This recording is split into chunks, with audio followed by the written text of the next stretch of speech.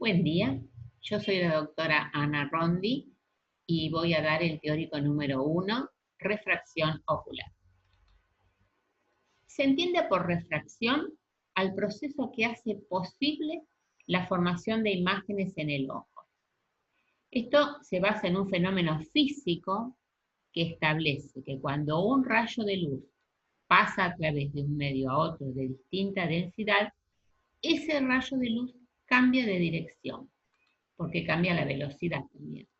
Es decir, cuando un rayo de luz atraviesa medios de distinto índice de refracción, como por ejemplo del aire a un lente o del aire al ojo, esos rayos se desvían en forma diferente según el índice de refracción de los mismos. Y además también va a depender de la forma de los lentes.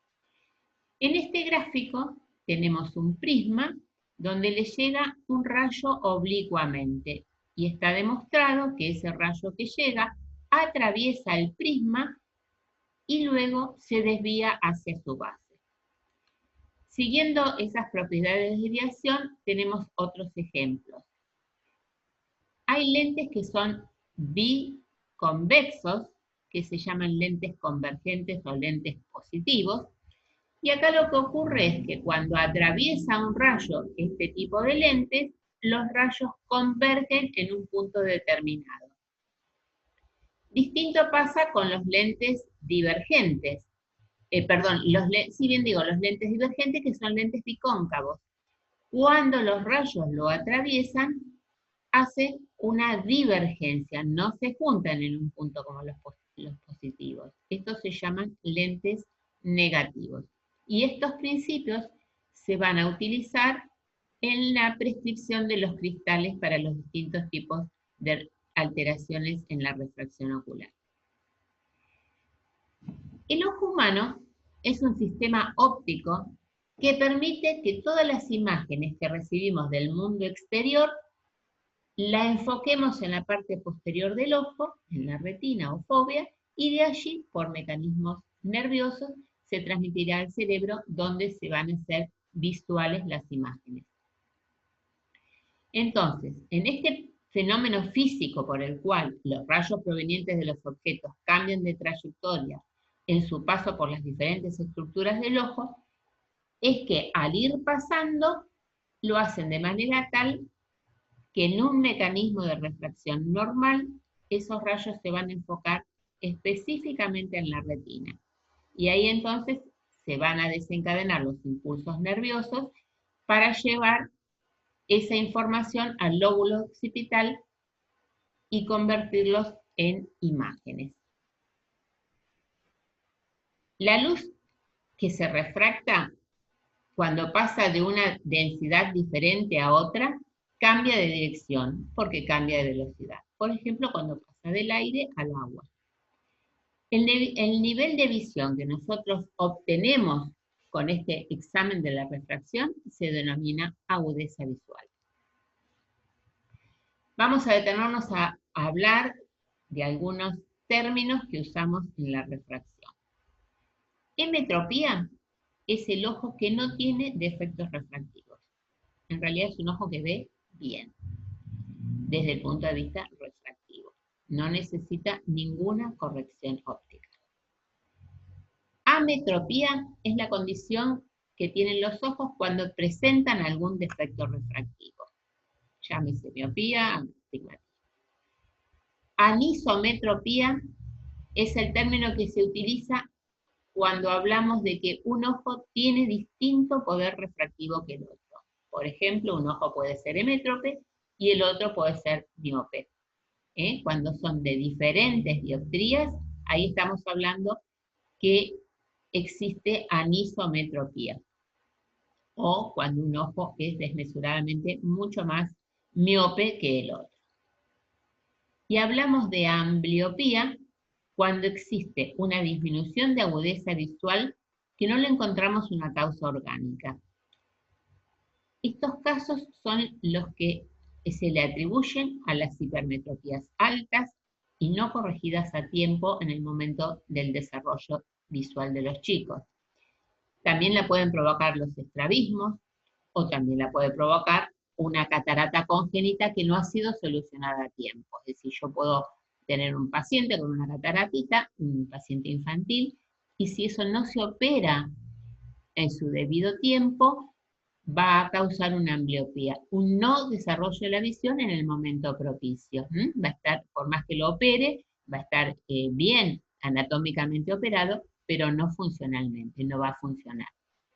Con el estrabismo pasa lo mismo. Si un chico tiene un ojo estrábico y no se corrige en su edad plástica de crecimiento en la infancia, ese ojo tampoco va a ver. Entonces no es que va a existir un problema orgánico, sino que es un problema refractivo que no desarrolla visión. A eso llamamos ambliopía.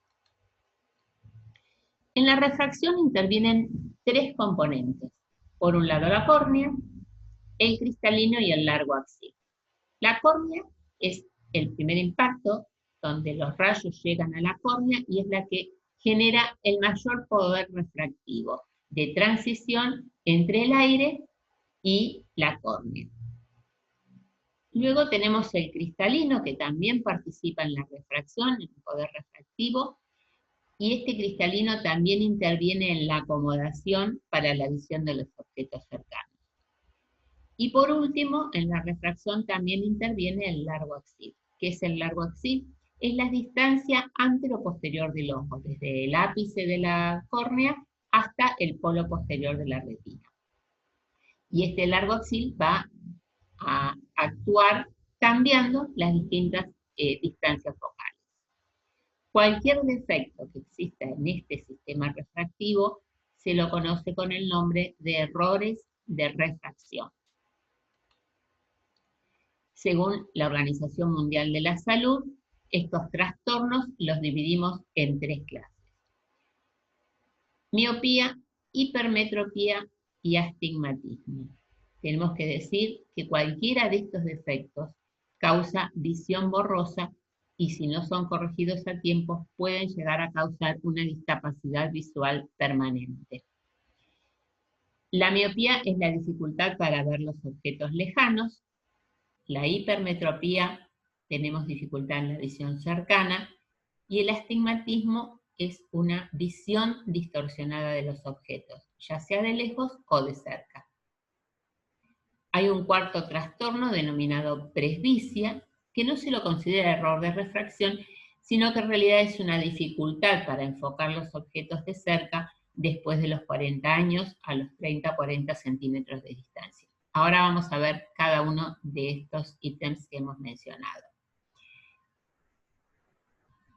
Estos errores de refracción no pueden prevenirse porque en realidad se heredan, cada paciente heredará lo que traiga su carga genética. Pero lo que sí se puede actuar es en prevenir las complicaciones, diagnosticándolos a tiempo y haciendo consultas periódicas con oftalmología para determinar si presenta alguno de estos tipos de errores refractivos para solucionarlos y tratarlos a tiempo. De todos modos, hace unos años la Organización Mundial de la Salud calculó que hay más de 153 millones de personas que a causa de problemas refractivos no corregidos están con discapacidades visuales. De manera que esto nos tiene que hacer reflexionar para hacer las consultas a tiempo. Vamos a empezar a hablar un poquito de la emetropía, que como dijimos es el ojo que refractivamente no tiene problemas, no tiene ningún error refractivo. En este caso, los rayos que le llegan al ojo desde el exterior atraviesan la córnea, el cristalino, el cuerpo vítreo y son visibles aquí en el polo posterior del ojo, exactamente en el lugar de la retina que se llama fóvea. De allí son recepcionados y se van a la corteza occipital. Este mecanismo donde los rayos llegan del exterior, atraviesan el ojo y enfocan sobre la pared posterior del ojo, sobre la retina, logra hacerlo un ojo emétrope. No tiene ningún problema refractivo y este ojo seguramente ve bien desde el punto de vista refractivo.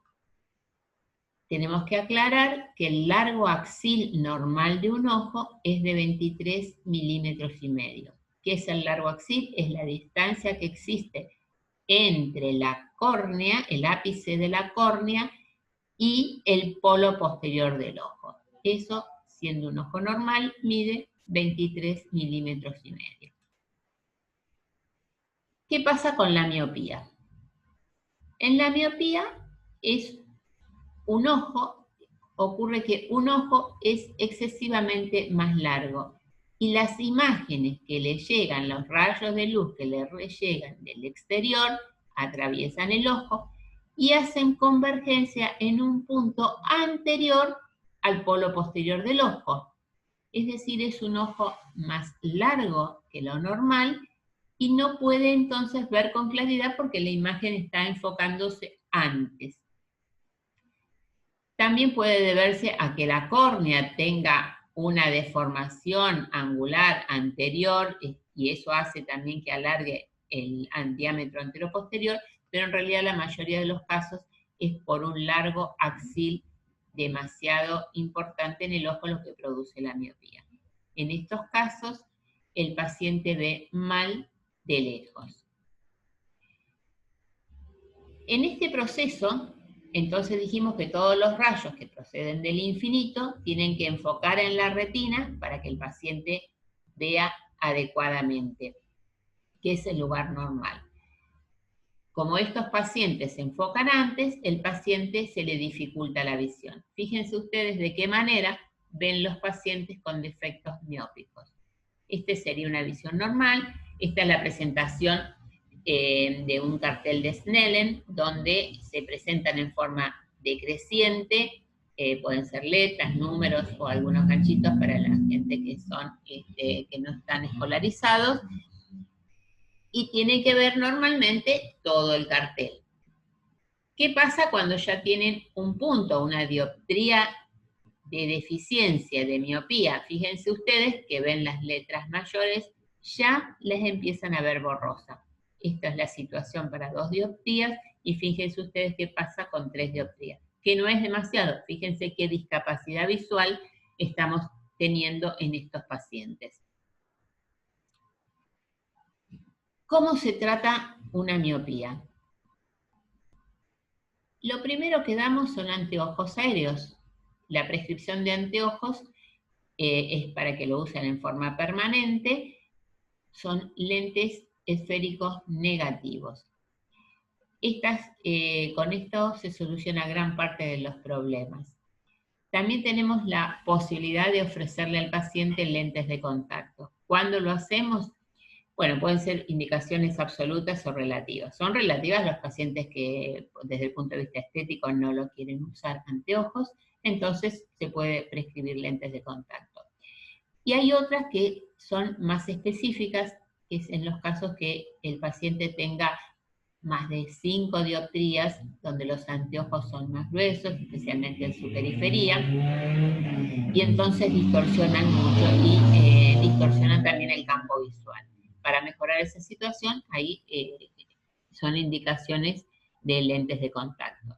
También es una indicación absoluta de lentes de contacto el caso de las anisometropías. Hay pacientes que tienen un ojo hemétrope y el ojo con una miopía de 6 dioptrías. No hay forma de que ese paciente tolere un anteojo, porque más de 2 dioptrías, 3 como mucho, de diferencia entre un ojo y otro, no se tolera bien. Entonces, para poder brindarle toda la graduación y la mejor agudeza visual en el ojo miope, se recomienda la utilización de un lente de contacto en el mismo. Y la cirugía refractiva, que se va a indicar cuando el oftalmólogo lo crea conveniente, pero siempre respetando la edad de mayores de 25 años, cuando se considera que el crecimiento ha finalizado y no va a haber cambios en la refracción. Vamos a dedicarle un poquito a las complicaciones que trae la miopía, que es, si bien son patologías de resorte de oftalmología, es y propicio que todos los médicos sepamos de qué estamos hablando para derivar al paciente en forma correcta desde cualquier especialidad a la cual nos dediquemos. Esas complicaciones son la coroidosis miópica, el estafiloma posterior, las degeneraciones retinales y el desprendimiento de retina.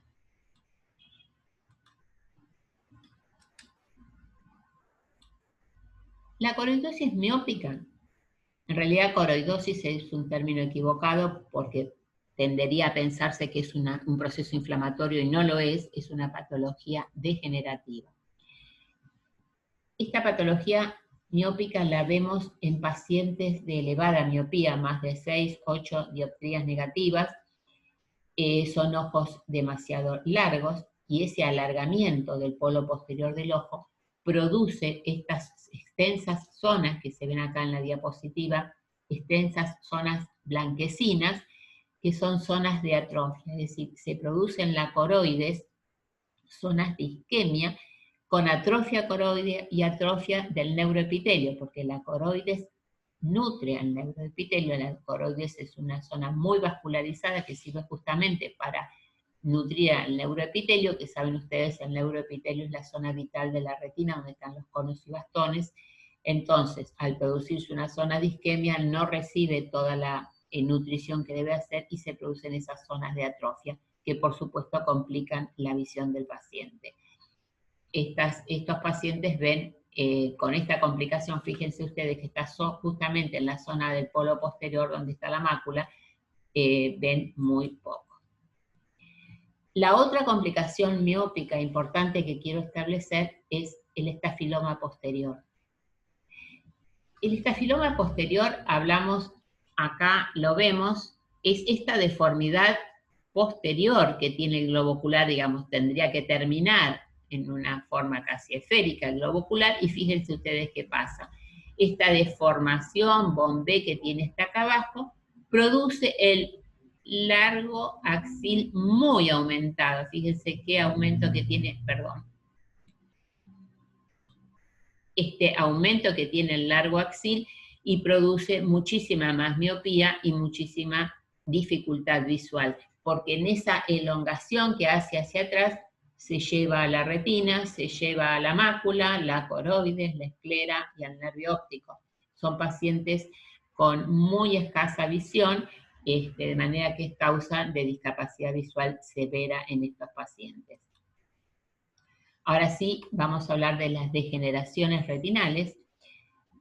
En general, las degeneraciones retinales pueden estar presentes en cualquier paciente, pero están muy asociadas a los pacientes miópicos.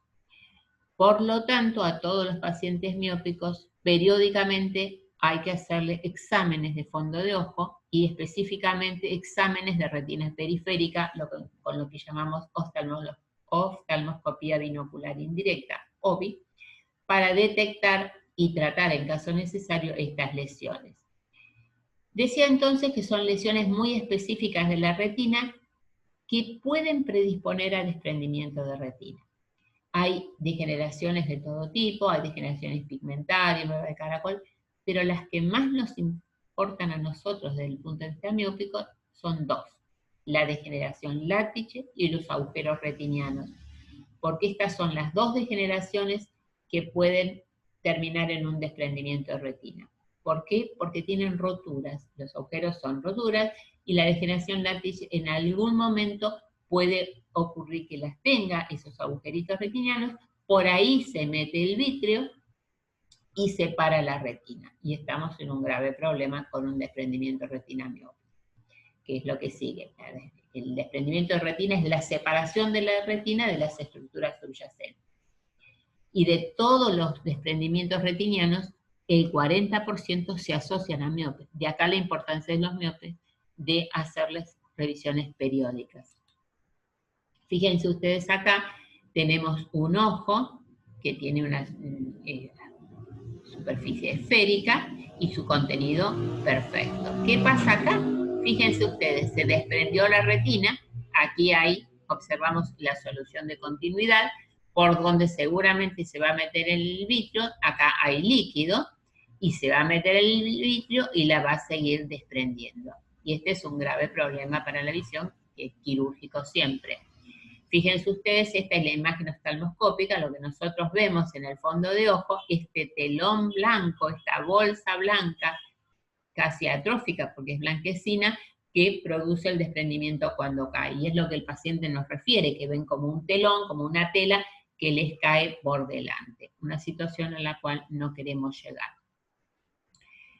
Por eso insistimos en lo siguiente. No se puede prevenir la aparición, bueno, ni de la miopía, pero sí de las complicaciones. Sí de las complicaciones, repito. Por lo tanto, hay que acudir al oftalmólogo para hacer exámenes de fondo de ojo periódicos, especialmente si hay factores predisponentes, si hay historia de miopía, historia de desprendimientos, historia de ceguera, que no saben por qué. Bueno, el oculista sabrá la frecuencia de estos controles posteriores, lo determinará según si las lesiones son severas o no requieren tanta importancia. Los controles serán anuales, semestrales o bianuales, eso lo determinará, pero sí aconsejar al paciente que concurra al consultorio oftalmológico. Otra cosa que quiero decirle que la presencia de estas degeneraciones retinianas generalmente va asociada de dos síntomas a los cuales tienen que prestarle mucha atención. Uno de los síntomas que el paciente puede tener es la presencia de moscas volantes, que se llaman en realidad miodesopsias o miopsias. El paciente siempre nos refiere que ve como una mosquita, que la quiere sacar, que la tiene acá delante de su campo visual y que en realidad están flotando en su fondo de ojo. Ese es uno de los síntomas. Y el otro, al cual le tenemos que dar mucha importancia cuando el paciente es miope, a todos, pero cuando el paciente es miope más, es la presencia de flashes adentro del ojo, que el paciente nos refiere que ve como lucecitas, como flashes, que de pronto empezó a verlas. Eso se llaman fotopsias. Esas fotopsias nos pueden estar hablando de la presencia de roturas retinales. Por lo tanto, a veces es nervioso todos estos síntomas, pero como las consecuencias, si realmente son degeneraciones retinales, son muy severas, hay que derivarlo y hacer un fondo de ojo de retina periférica para observar y tratar, si es necesario, estas patologías. Por lo tanto, es lo que les decía, la importancia que tiene, aunque no sean oftalmólogos, de derivar al paciente, a sus parientes o lo que sea, cuando un paciente nos refiere la presencia de estos síntomas. Sigamos. Me detuve en miopía porque es un tema muy importante y que tiene implicancias severas para la agudeza visual. Segundo error refractivo es la hipermetropía. En este caso, ¿se acuerdan de este esquema? Llegan los rayos del mundo exterior, atraviesan el ojo y miren lo que pasa. Se proyecta detrás del ojo, es decir, nosotros tenemos la retina más adelante. Esto es lo que se denomina el ojo corto. En realidad son ojos con diámetro anteroposterior menores a 23,5 milímetros. Son ojos más cortitos, más chiquitos, que forman la imagen por detrás y el paciente ve borroso y no puede enfocar. Lo que más le cuesta es enfocar de cerca. Esto también puede ocurrir que no sea porque es demasiado corto, sino que la córnea esté más aplanada. Pero no es lo más de los casos. Lo más de los casos es que sea un ojo corto. En estos casos el paciente, repito, consulta por mala visión de cerca o que se cansa o tiene mucho cansancio visual cuando realiza tareas de cerca, especialmente cuando el chico se escolariza. Pero a veces los chicos, justamente eso es lo que quería decirles, que en los chicos, si bien existe el problema, cuando se escolarizan, empiezan con dolores de cabeza y pueden llegar a tener también estrabismo, porque el cansancio de fijación o el esfuerzo que hace el ojo para compensar esa hipermetropía produce una esotropía, el ojo se desvía hacia adentro. Pero a veces pasa desapercibido, los chicos no refieren, no manifiestan esta sensación, y porque el cristalino enfoca, ayuda y participa en compensar este problema. Pero de todas formas, todos los chicos tienen que ser revisados periódicamente con fondo de ojo y una buena esquiascopía para poder detectar estos problemas. Entonces, los síntomas, como les dije, es ver mal de cerca, cefaleas, eso lo repito, los chicos no dejen de darle importancia a las cefaleas, especialmente cuando vuelven del colegio, porque muchas veces estos chicos tienen hipermetropía y ese esfuerzo les produce dolor de cabeza. La astenopía es otro síntoma habitual en estos pacientes hipermétropes y significa cansancio visual. Son estos pacientes que cuando están o con la computadora, con cualquiera de los medios audiovisuales que hoy tenemos, la tecnología de hoy nos implica tener mucha fijación y durante muchas horas en el colegio, en casa, con las tareas que usan demasiado la tecnología, porque así es la vida hoy en día, produce astenopía, ese cansancio, ese dolor en la cabeza, dolor detrás de los ojos, ese decaimiento, a eso denominamos astenopía. Por eso, cuando el paciente lo refiere, hay que estudiarlo. Y el estrabismo que ya le dije que ocurre en los niños cuando es un estrabismo intermitente, un estrabismo, una esotropía, el ojo se desvía hacia la nariz y se soluciona con anteojos. ¿Qué complicaciones tiene la hipermetropía? Bueno, por un lado la ambliopía, que es lo que les dije hoy más temprano. La ambliopía es el no desarrollo de la visión, que ocurre en niños cuando no es detectado a tiempo y por lo tanto no es tratada la hipermetropía, generalmente es de un ojo, y desarrollan muy poca visión. Se los llama a veces ojos perezosos, porque no desarrollan la visión porque no fueron tratados. Generalmente cuando es un ojo solo es difícil que el niño nos diga no veo bien de este ojo, me canso más de este ojo. Por eso están los controles periódicos, para detectar esto y que el ojo no vaya a la ambliopía, porque luego no tiene solución. Si lo queremos corregir, por más que un ojo le correspondan 3 dioptrías, si lo queremos corregir en la edad adulta, ya no corrige, no desarrolla. Y la otra complicación es el glaucoma, que esto se ve más en pacientes adultos. ¿Por qué? Porque habíamos dicho que el hipermétrope es un ojo más corto, menor a 23 milímetros de largo. Estos ojos, al ser más cortos, tienen las estructuras más comprimidas, por decirlo de alguna manera, y el seno camerular, es decir, donde se drena el humor acuoso, en el ángulo irido-corneal, está el trabeculado y se drena el humor acuoso. En estos pacientes es muy estrecho y puede ocurrir que ocurra un cierre angular, es decir, se cierra ese ángulo que está muy estrecho y produce un glaucoma agudo. Por lo tanto, en todos los pacientes hipermétropes adultos, tomar la presión y tenerlos en alerta. Si tienen algún síntoma de glaucoma, consultar inmediatamente. ¿Qué tratamiento tenemos para la hipermetropía? Como siempre, lo primero que recetamos son anteojos, en este caso son esféricos positivos, y con eso solucionamos muchos problemas. También tendrán sus indicaciones específicas en las lentes de contacto, otra vez en el caso de la anisometropía, cuando hay diferente graduación, son muy útiles en ese caso, y la cirugía refractiva lo decidirá cada oftalmólogo, cada paciente, si es candidato a la cirugía refractiva o no. Hablemos ahora del tercer error refractivo, que es el astigmatismo. En este caso no interviene el largo axil, sino que lo que interviene aquí es la curvatura de la córnea. La córnea debe de ser pareja y tener todos sus radios de curvatura regulares para que ese ojo no tenga problemas. Ocurre muchas veces que esa no es lo normal, sino que la alteración en esa curvatura de la córnea impide el enfoque clarito de los objetos.